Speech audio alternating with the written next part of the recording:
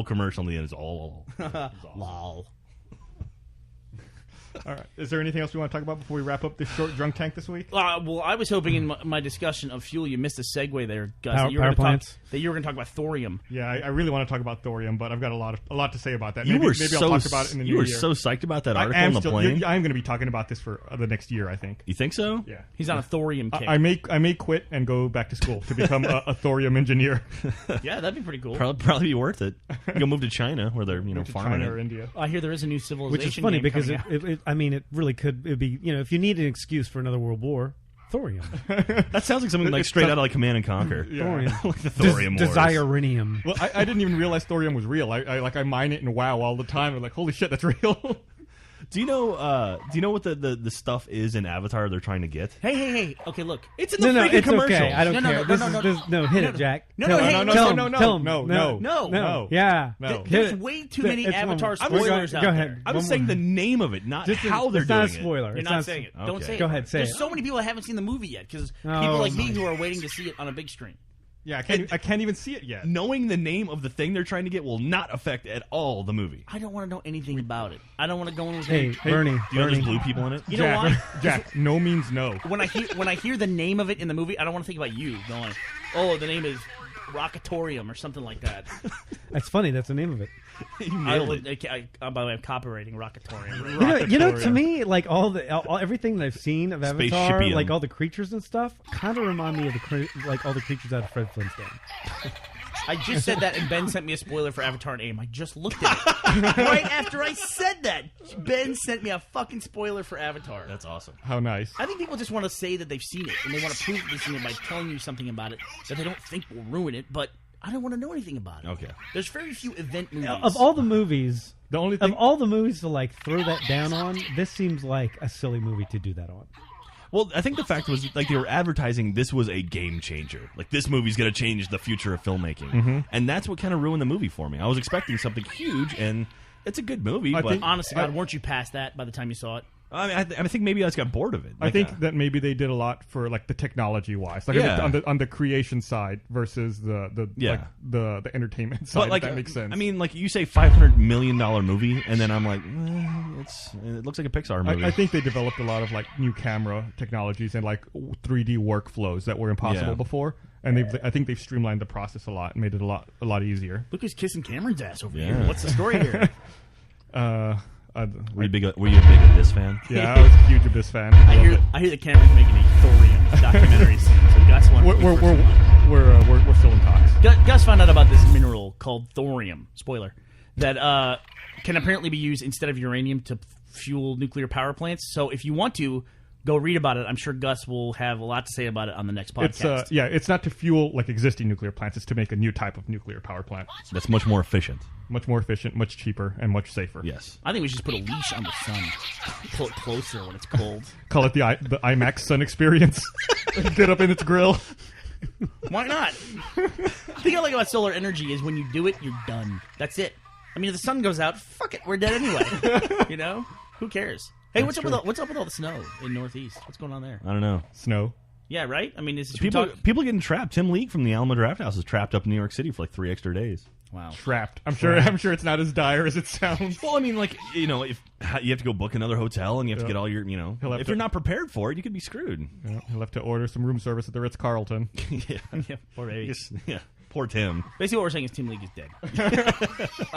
Speaking of dead people, though, Brittany Murphy actually is dead. That's weird. Oh, She's yeah. 32. I don't like when people around my age die. I was Around your age? I didn't want to say younger because it's 72. Because well, Bernie's older than 32. It's fucking old. Around your age. I was watching. I was playing WoW last night, and I had my TV on, and I had an old episode of Saturday Night Live on from like 2 weeks ago. It was the one where Blake Lively hosted, and during the weekend update, they mentioned the film that she got kicked off of. Like she recently was on a film, and the director basically said, "We don't want you on anymore. You're fired." And then they had who was it? Abby Elliott come on, Chris Elliott's daughter, and she was doing a Brittany Murphy impression, and I was like, "Ooh, that's." It killed her. Oh God! Like think about like Abby Elliott. Like you were just pretending to beat her, making fun of her on TV, and now she's dead. Like No, you can never pretend to be her again on SNL. Please don't make fun of me. Well, Will Ferrell did Harry Carey after he was dead, right? Yeah, but that's more of a... Yeah, but everybody saw that coming for about 10 years. Yeah. It's like, I mean, it was like, man, I can't believe he's still alive. Good for him. Yeah, Harry Carey was an old dude, you know. But I mean, like, I don't know. Been seen off for 50 years. I remember the last game I remember seeing with him. It was like the pitcher strikes out the hitter, and the catcher catches the ball, and of course throws the ball to the third baseman like they do to throw it around. And Harry Carey's like, "Oh, a smash to third base! Oh, he catches it!" It's just like everybody in the TV knew it was a strikeout. But oh man, I saw a clip once where it was like a pop fly out into center field. It's like, oh, it could go all the way. And it was like clearly not at all going. No. Maybe he went all the way to center field. Yeah. But the thing Joel's saying is like the net result is still an out. Harry Carey's game was a lot more exciting. It was, and it gave the game depth. It's like you could see and also hear a different thing that was, but you would all smile. We would all smile. And Harry Carey's just watching a different game in his head. He's doing play for his game. You get a totally different game experience if you're watching it on TV versus listening to it on the radio. The greatest season ever. I don't think we've ever mentioned this anywhere, and there'd be no reason to. And I hate to even say it because of the circumstances of this week, but actually, Brittany Murphy, she was one of the only people we ever got in contact with for playing a voice on Red vs. Blue back in the early days. Yeah, I was wondering if you're going to bring that up. I had forgotten about that until I read that she died. Yeah, and it was a weird thing where somebody knew somebody who knew somebody, and we showed her the script for Sheila the Tank. This is way back when Red vs. Blue was just starting, and her people and everybody ended up passing on it. And she wound up playing Tucker, right? Yeah, now she plays Tucker. But so that was kind of interesting. And I didn't even know at the time that she had done the voice. It was just was that before or after King of the Hill? The King of the Hill had already been on for several years by that point. Assuming King of the Hill started in '97. And oh, really? Yeah. Wow. So this was 2003. This probably would have been about May of 2003. But it's just a weird connection. You know what I mean? It never really went anywhere. And I wouldn't have put it anywhere on the list of probable things that could have happened. Yeah. But it's just an odd connection. We were talking about this at lunch. I'll throw it out to you guys. If you were going to cast anyone in filmmaking or whatever, to be a character on Red vs. Blue, who would you want to be in Red vs. Blue? I would cast as a hero and as a villain. Like myself as the villain and as the hero. I think I'm a good voice actor.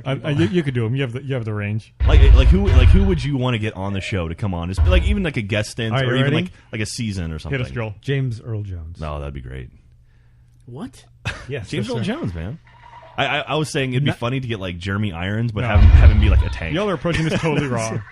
I'd have like Olivia Munn Yeah, it's right. Yeah, probably. and Tara Reid, the way she looks in her Playboy shoot. Yeah. I'm going to change my answer. The new Playboy shoot or the old one? The new one. Change my answer. Yeah, and that dude's from Twilight. What? Wait, what? What? No, you're doing it wrong, Jack. First of all, you don't say, let's take Red vs. Blue and who would you cast to put in it? Then you just pick good actors.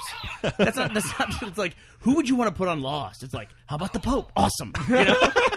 It's you take Let's get that Shamu plane. He has buzz. what you do is you take the characters and say who would play these characters. No. I'm saying like if you had a new role. Yeah, a new role. Like say like in season 20 of Red vs. Blue, you had like you're gonna have a villain arc in the show. Okay. Who would you cast as like the ideal voice of a villain in the show? Miss November. I mean, just randomly, and I'll write a part for it. Isla Fisher. Why not? All right, well, let's wrap this up. That was horrible. It's been fun, except for Jack, and I hope you all have good holidays. And we probably won't have another podcast till next year. That's not true, because we're going to do the announcement of the winners that we did from the nominations, yes. and I'll explain that right now. Go to roosterteeth.com/drunk tank every different day of this week until next podcast. We're going to put up a vote for one of the categories and do the audience award, and then we'll do our awards in a short podcast next week if that's approved by you guys. Approved! Yay! All right, thanks, guys. Bye. Adjourned.